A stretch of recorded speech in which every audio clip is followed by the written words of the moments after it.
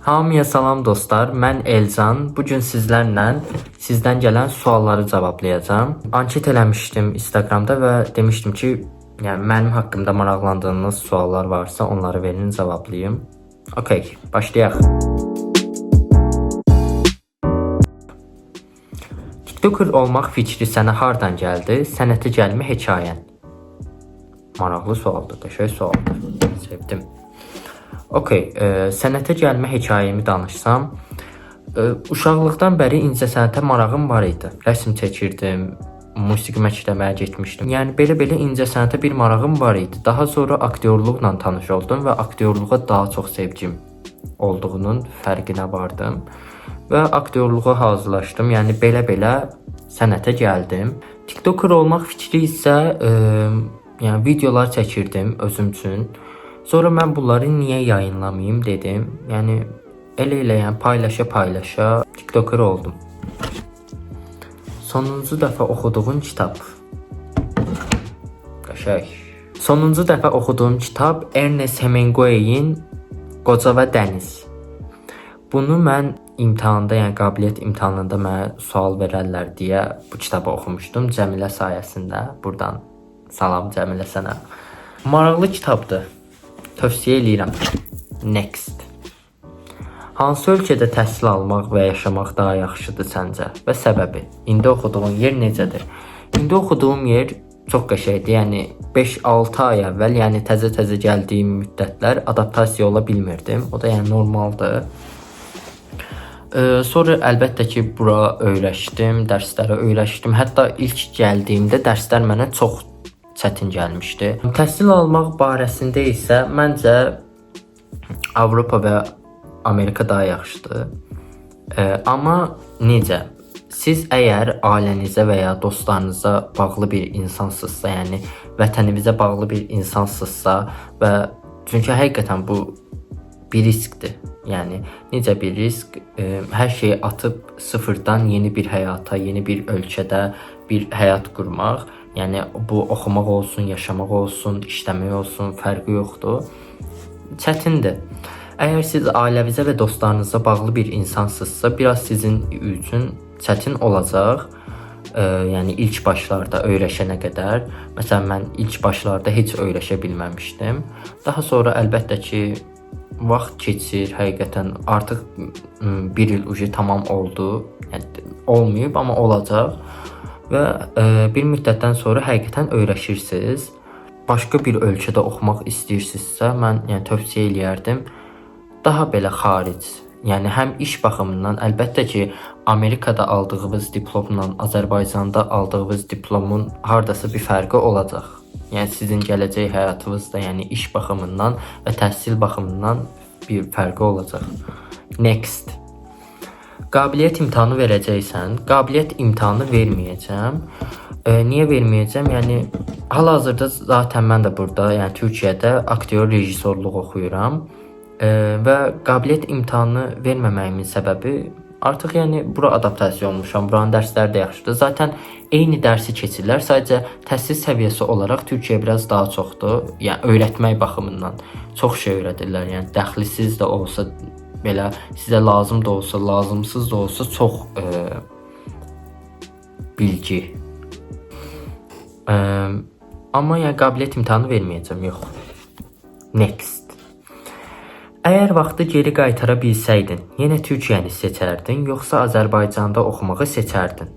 Qəşəng sualdır. Əgər bu sualı 4-5 ay əvvəlki Elcana bu sualı versəydiniz, Azərbaycan deyərdim, həqiqətən. Yalan da danışmayacağam. Azərbaycan deyərdim, çünki onda hələ adaptasiya olmamışdım və siyasət dərsi alırdım bu arada. O siyasət dərsi bitdi, şükür. Siyasət və sosiologiya dərsi alırdım və yəni ümidim qırılmışdı. Necə? Yəni mən burada aktyorluq oxuyurdum və gəlib siyasət dərsi, sosiologiya dərsi alanda dedim ki, yəni nə dəxli? Nə dəxli bu dərslər? Belə biraz əsəbləşmişdim. Sonra ikinci semestra keçdim. İkinci semestr radyo proqramı senaryo yazmaq, film çəkmək, artıq yəni media, yəni biraz bizim sahədə uje dərslər olanda daha çox sevdim və əlbəttə ki, daha çox adaptasiya oldum. Next.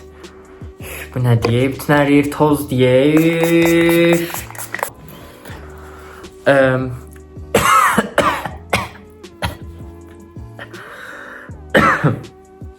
Boğazıma girdi. Neyse. Pozitif. Biz okula geç kalacağız arkadaşlar. Biz geç kalacağız, düğüne geç kalacağız arkadaşlar. Əlcan bəy, sizcə Nigar Fərhad 7 universiteti bitirib sizin kimi? Sualdır. Nigar Fərhad bildiyiniz kimi mənim tələbəm olub, əlbəttə ki. Nigar Fərhad 7 universitet bitirməyib.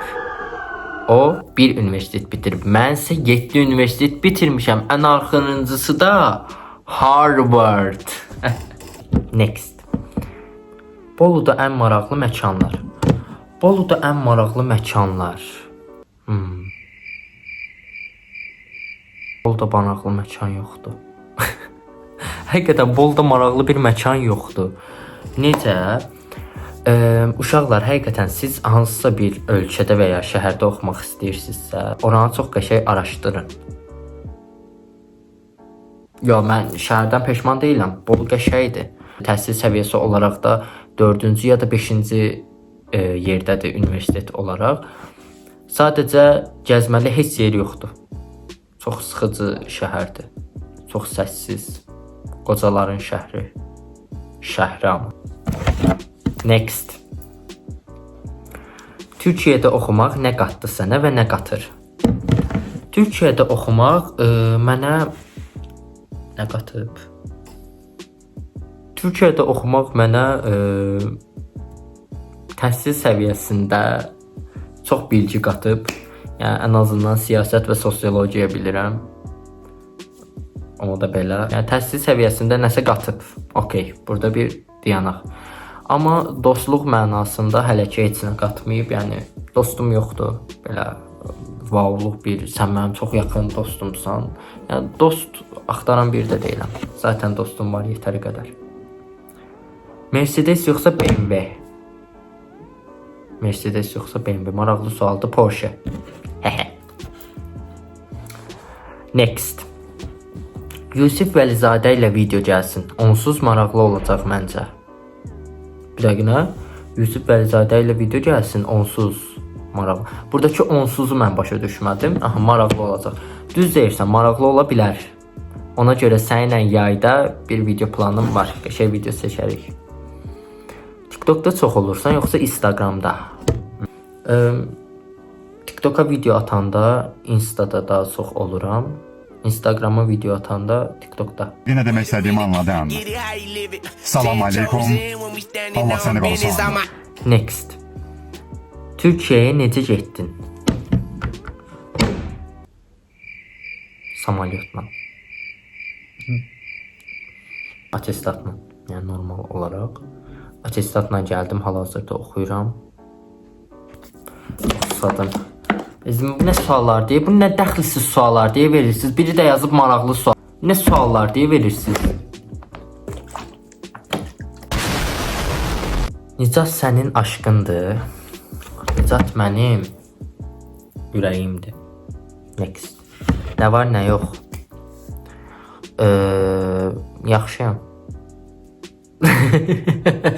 Bu qədər. 11C3-ün darıxırsan. Əslində 11-ci sinifdə olan xatirələrim üçün darıxıram. 11-də daha yaxşı dostluqlar qurdum 11-ci sinifdə. Yəni daha çox insanla danışmağa başladım, daha çox əlaqə qurdum. O da əvvəl mən özümə çox qapanıq uşaq idim. Yəni utancaq, heç kimlə danışmayan, sadəcə 1-2 insanla danışırdım. Daha sonra aktyorluğum bunda kömək oldu. Aktyorluğa getdikdən sonra yəni komplekslərim, utanmağım, nə bilim, özümə qapanıqlığım hamısı aradan qalxdı və insanlarla daha çox əlaqə qurmağa başladım. Yəni 11-ci sinifdə daha yaxşı dostluqlar edindim. Rejissorluğu seçməsəydin hansı ixtisası seçərdin? Rejissorluq olmasaydı məncə jurnalistika, yəni yenə də buna yaxın ya da fotoqraflıq, SMM-lik, editor, yəni yenə də incəsənətlə əlaqəli, yəni rəsm qabiliyyətim yaxşı idi. Yəni rəsmi seçə bilərdim. Bəli, bu qədər uşaqlar. Maraqlandığınız başqa suallar varsa part 2-ni çəkə bilərəm. İzləyin bu videonu. İzləyin, tez aşağı düşürsüz. Kanala abunə olub like atmağı, bəyənməyi, yorum yazmağı, paylaşmağı, tıklamağı, hər şeydə də özünüz bilirsiniz də uşaq deyilsiniz. Bu qədər. Bye bye.